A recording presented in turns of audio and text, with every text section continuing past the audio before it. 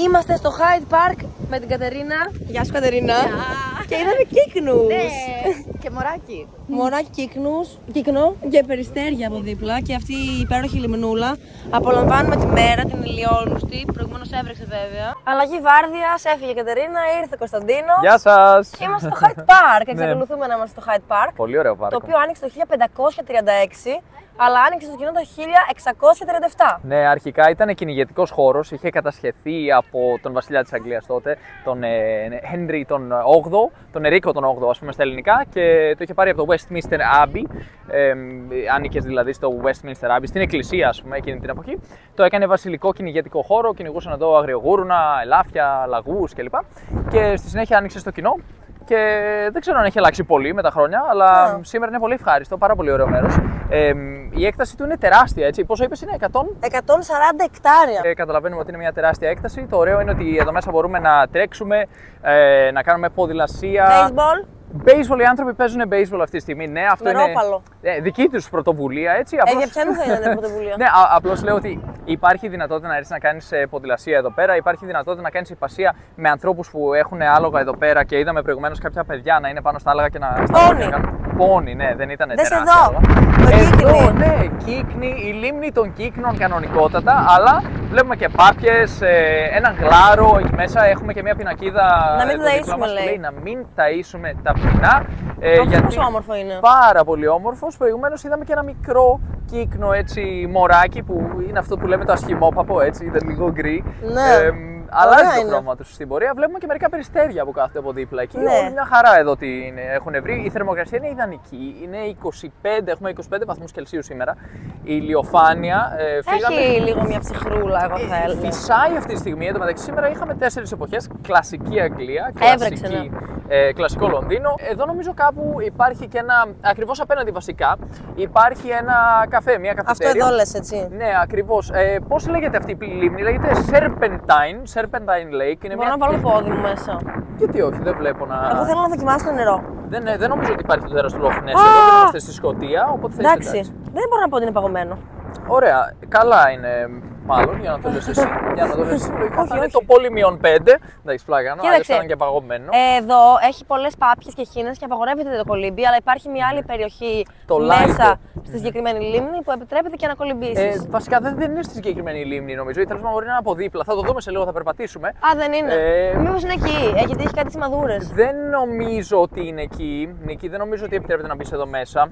Νομίζω υπάρχει κάποιο χώρο κάπου που θα το δούμε, θα λέγεται Lido και μπορεί να μπει και να κολυμπήσει εκεί πέρα. Αλλά εδώ μπορεί να κάνει σίγουρα βαρκάδα. Πολλές κουτσουλιές. Εντάξει, λογικό, τόσα φτηνά εδώ πέρα. Νομίζω βγάζει νόημα. Πάντως είναι πάρα πολύ ωραίο πάρκο. Δεν είχα έρθει ποτέ έτσι, ενώ ζούσαμε εδώ στο παρελθόν. Βέβαια δεν ζούσαμε στο Λονδίνο, να το πούμε και αυτό. Όχι, όχι. Ζούσαμε στο Ρότσεστερ. Παρόλο που ερχόμασταν συχνά στο Λονδίνο, παίρναμε το τρένο και φτάναμε μέσα σε μια ωρίτσα, μια μισή ωρίτσα τέλος πάντων. Μια μισή ωρίτσα, τίποτα. Βασικά ήταν 50 λεπτά μέχρι το Σεν Πάνκρας, μέχρι το κέντρο του Λονδίνου. Εγώ το έπαιρνα αυτό το τρένο κάθε εβδομάδα γιατί πήγαινα στο πανεπιστήμιο, στο UCL που έκανα το master μου για κάποια χρόνια κιόλας. Το έκανα flexible, το έκανα ελαστικό όπως το λένε τέλος πάντων, γιατί εργαζόμουν παράλληλα και δεν μπορούσα να το κάνω full time το master.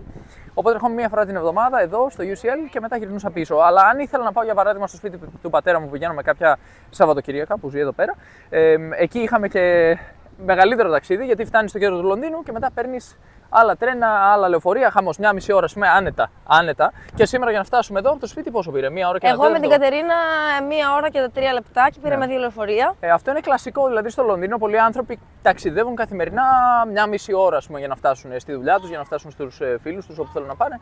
Αυτές οι αποστάσεις είναι κλασικές. Μάλιστα, όταν πρωτοήρθαμε στην Αγγλία πριν αρκετά χρόνια, κάναμε μετακόμιση, δεν στη χαριτωμένα. Πολύ όμορφα. Και το μάτι τους, έτσι, βλέπει το σχήμα, αυτό το χρώμα. Τι έλεγες? Έχουν καφέ μάτι, πολύ ωραίο. Λοιπόν, έλεγα ότι σε κάποια φάση που πρωτομετακομίσαμε εδώ και εργαζόμασταν ως φροντιστές, βρήκαμε μια δουλειά σε ένα μέρος που ονομάζεται West Drayton. Πολύ δυτικά. Παίρναμε τρένο, λεωφορείο, μετρό. Κάναμε 1,5-2 ώρες, δεν θυμάμαι, να πάμε. Και ίσως και παραπάνω. Και άλλες τόσες να γυρίσουμε. Χάλια, όλη μέρα στον δρόμο. Αλλά εντάξει, τέλος πάντων, τι να κάνουμε, είναι μέρος της ζωής. Όλοι πρέπει να περάσουν από μια Αγγλία. Είναι πάρα πολύ σημαντικό να μην έχεις να κάνεις τόσο μεγάλες αποστάσεις. Καλά, και δεν είναι ότι κιόλας είχαμε καμιά όρεξη τότε να σηκωθούμε να φύγουμε και να πάμε από εδώ και από εκεί. Ήταν η ανάγκη. Έτσι, άμα πρέπει να προσαρμοστείς, να βρεις. Αυτός είναι. Καλύτερες συνθήκες. Ναι, Είναι κύκνος, αλλά είναι μαύρος. Νομίζω ότι είναι κύκνος. Βασικά δεν είμαι σίγουρος κιόλας αν είναι κύκνος. Μοιάζει πάντως λίγο κύκνος, αλλά είναι άλλου μπορεί τύπου. να είναι άλλη ράτσα. Πιο κύκνος. Και έχει αποδήλατο για να κάνουμε. Πάρα πολύ πώς ξεκουράζονται πάνω στο ίδιο τους το σώμα. Ωραία. Είναι το ίδιο τους το μαξιλάρι, έτσι. Δες, ναι. μας κοιτάει, το πιστεύεις? Αλήθεια. Ναι. Το βλέπεις στο μάτι. Και εγώ το κοιτάω.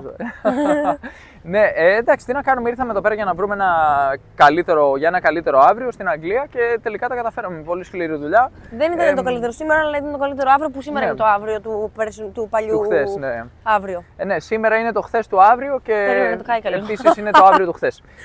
Αλλά όπως και να έχει, όλα αυτά συνδέονται και όταν δεν το βάζουμε κάτω και κυνηγάμε και το παλεύουμε, στο τέλος τα καταφέρνουμε. Αρχικά εργαστήκαμε ως φροντιστές εδώ στο Λονδίνο. Στη συνέχεια, εσύ έπρεπε να επιστρέψεις στην Ελλάδα για να κάνεις το πτυχίο σου, να τελειώσεις το πτυχίο σου της φυσιοθεραπείας. Εγώ με το καλό άρχισα ένα άλλο πτυχίο, το PGC, εκεί εκπαιδευτικά ως καθηγητής στο Portsmouth, στο Πανεπιστήμιο του Portsmouth.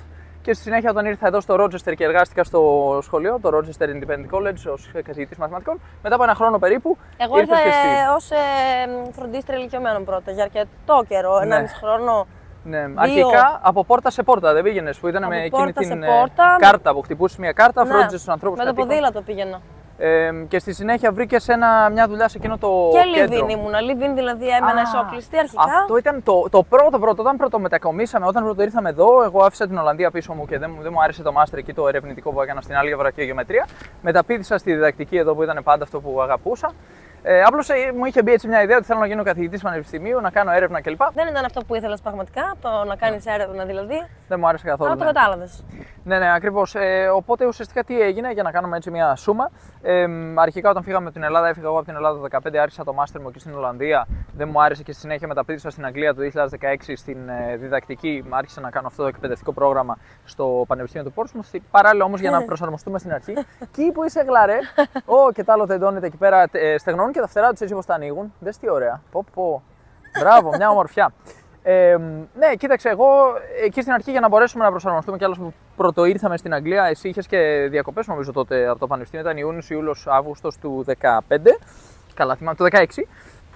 Ήρθες και εσύ εδώ πέρα, γίναμε και δύο φροντιστές. Εγώ φρόντιζα έναν άνθρωπο με αυτισμό. Ενώ εσύ μπήκες live-in carer, δούλευες στο σπίτι μιας κυρίας, έμενες μέσα και φρόντιζες εκείνη την κυρία. Στο West Drayton. Και θυμάμαι ερχόμουν για να συναντηθούμε όταν έβγαινες που είχες διάλειμμα μία ώρα την ημέρα. Ναι. Και βγαίνουμε να φάμε μεσημεριανό μαζί. Εγώ έκανα ένα ταξιδάκι έτσι να έρθω στο σπίτι εκεί πέρα να σε συναντήσω. Ωραίες εποχές, κάπως έτσι άρχισε το κεφάλι της Αγγλίας. Μετά εσύ γύρισες πίσω. Τέλος πάντων, κάπως τα καταφέραμε και παλεύοντας. Στο τέλος βελτιώθηκαν πάρα πολύ οι συνθήκες εργασίας. Είχαμε και το διαμέρισμά μας μέσα στο σχολείο. Έπιασες και εσύ δουλειά στο σχολείο. Ήταν πάρα πολύ ωραία. Απλώς δουλεύαμε διαρκώς. Δηλαδή δεν προλαβαίναμε να χαρούμε και πολύ την Αγγλία και μόλις έπιανε ωραίος καιρός, να σαν αυτόν, καλή ώρα, εμείς πηγαίναμε στην Ελλάδα. Έτσι, διακοπές από το σχολείο. Ήμασταν πάντα στην Ελλάδα το καλοκαίρι, Ιούνιο-Ιούλιο-Αύγουστο. Βασικά Ιούλιο-Αύγουστο. Γιατί όταν λες πάντα, εννοείς όχι όταν ήμασταν στην Βραζιλία. Τα 4 χρόνια που έζησα εγώ στην Αγγλία ήταν κάπως έτσι. Ερχόμουν στην Ελλάδα, ενώ εσύ ήσουν 2,5 χρόνια στην Αγγλία, κάπως έτσι. Και μετά φύγαμε στη Βραζιλία. Πάντως η Αγγλία ήταν ένα πολύ σημαντικό κομβικό σημείο για μας, γιατί μας βοήθησε πάρα πολύ να ξεφύγουμε από τις δύσκολες καταστάσεις που βιώναμε προηγουμένως. Οικονομική αβεβαιότητα, πολλές εργασίες του ποδιού από εδώ και από εκεί που δεν είχαν καμία εξασφάλιση, δεν είχαν ας πούμε ένσημα. Πήρα φόρα και θυμήθηκα τα παλιά. Δεν σταματάει. Μα ξέρετε τι, δεν θέλω και πολύ. Λίγο ήλιο, λίγο αεράκι, ωραίο μέρος. Το κλείνουμε το συγκεκριμένο και τραβήξαμε πάρα πολύ. Τις Πάτιες θέλαμε να δείξουμε. Να το κλείσουμε εδώ λέγοντας βέβαια κιόλας ότι μπορούμε να νοικιάσουμε βαρκούλα για μία ώρα με 13 λίρες το άτομο, περίπου 15 ευρώ το άτομο ας πούμε. Οπότε να το έχετε υπόψη σας, αν θέλετε να έρθετε μια βολτούλα εδώ στο Hyde Park όταν βρεθείτε στο Λονδίνο, υπάρχει και αυτή η δυνατότητα. Βόλτα στη λίμνη Serpentine, που να πούμε σημαίνει φιδωτός, γιατί έχει έτσι κάπως καμπυλωτός μάλλον. Φιδωτός καμπυλωτός, έχει αυτό το σχήμα που μπορεί να θυμίσει φίδι.